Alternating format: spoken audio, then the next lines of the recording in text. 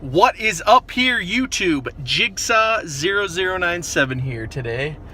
Making a movie review here, another awesome movie review, because I just got out of Thor Ragnarok. Sorry that it's kind of dark in here, but I'm making the video just on my way back from the movie. So just wanted to kind of talk about it. So yeah, it was actually really good, surprisingly. After I saw the trailer, I thought that it was going to fall into the typical Marvel traps of just being like really shallow. And there's actually a lot of story here. There's a lot of substance. I'm going to try to make this quick and keep it spoiler free, but basically the trailer kind of spoils the big Hulk reveal, which is kind of unfortunate because the way they build it up in the movie is actually kind of cool.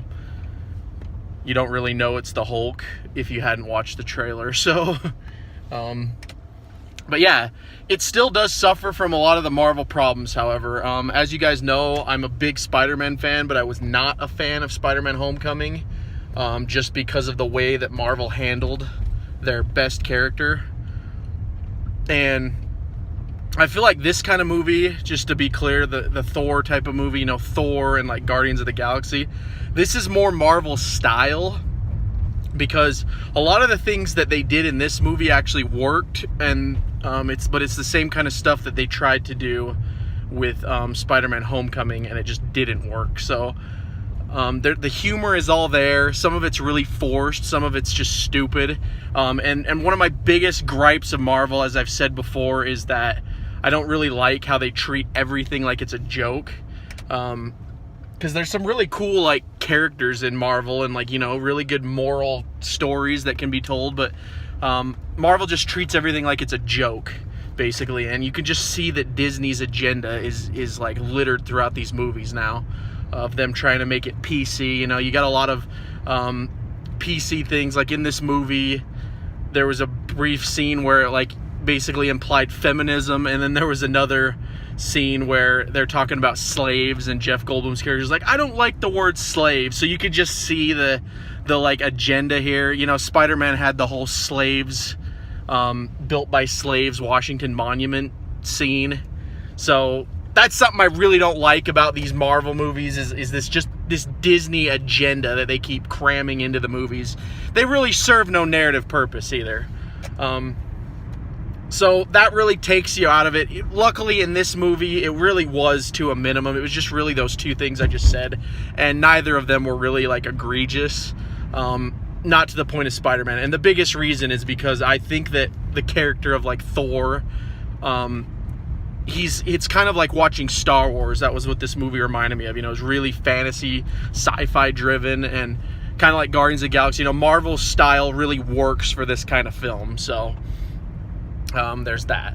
And overall, the art design was fantastic, guys. I mean, it had a really cool like 80s retro, like heavy metal, the show, like just really cool color scheme and just vibe in that way. And they went for that, and they stuck with it, and it worked. This was a much more comical movie as well. It was just really trying to be a comedy a lot. Like I said, some of the jokes landed, some of them didn't, but it just worked for this kind of movie. And so yeah, that's kind of what I wanted to talk about mostly with that. And there's a lot of plot details that happen to set up. I think we're getting Avengers Infinity War Part 1 next year. So this was kind of a setup movie at the end. And I won't really spoil it, but yeah, overall, guys, I'd probably give this movie like an 8 out of 10, 7 out of 10, somewhere around there. Nothing fantastic, nothing amazing, but definitely a good movie. I mean, basically, if you've seen a Marvel movie at this point, and I don't know how you haven't, you kind of know what to expect now, and you're gonna get no surprises here, guys. This is trying to be another entry in the Marvel universe, you know, another cog in the machine that leads to their next big event.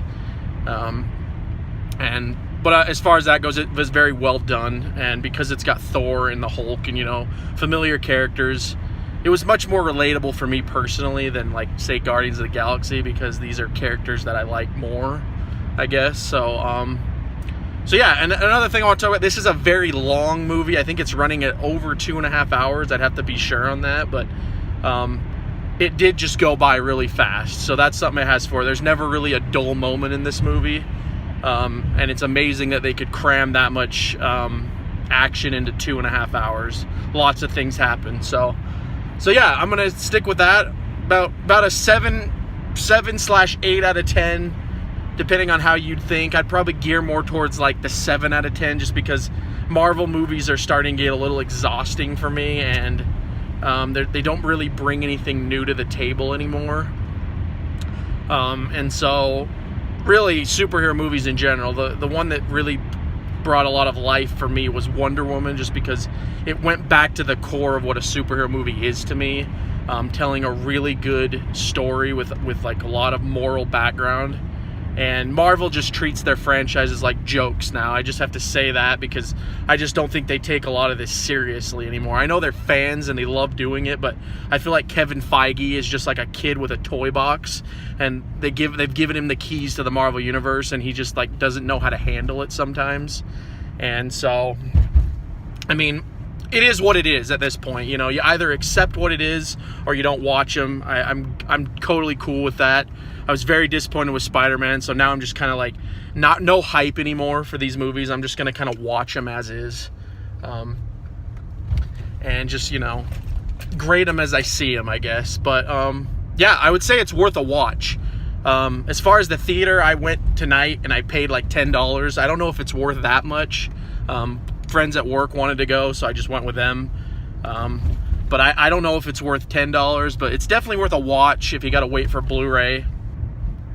I mean, wait for that, but still a good entry in the Marvel Universe, guys. But anyway, have you seen Thor Ragnarok? Please keep the comment section spoiler-free. Like I said, I wanted to leave this spoiler-free and mostly just talk about what I thought about the movie as a whole. But yeah, if have you seen it? Did you like it? Comment down below. And if you like this video, I do movie reviews periodically on this channel. This is part of my awesome movie reviews, which I usually just do on movies I go see in the theater or movies I feel like talking about. But if you like this, you know, subscribe to the channel and I'll be doing more in the future. But anyway, guys, this has been Jigsaw0097 here, and I will talk to you all later.